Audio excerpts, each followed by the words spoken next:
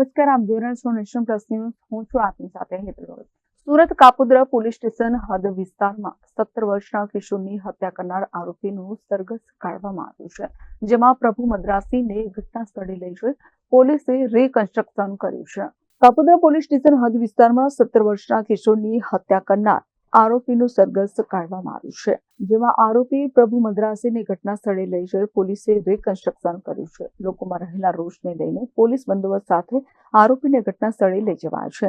આરોપીએ જાહેરમાં લોકો સમક્ષ માફી પણ માંગી છે. પરેશ વાઘેલાની હત્યાને લઈને દેવી પૂજક સમાજમાં રોષની લાગણી જોવા મળી હતી.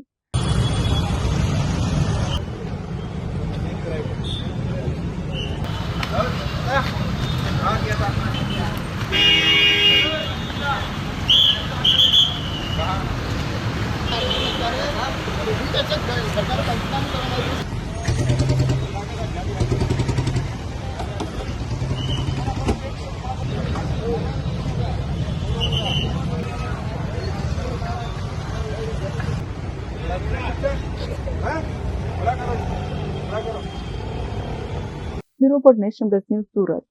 સમાચારોના સતત અપડેટ મેળવવા માટે અમારી નેશન પ્લસ ન્યૂઝની યુટ્યુબ ચેનલને સબસ્ક્રાઇબ કરો, બેલ આઇકન દબાવો અને જોડાયેલા રહો ફેસબુક, ઇન્સ્ટાગ્રામ અને ટ્વિટર પર.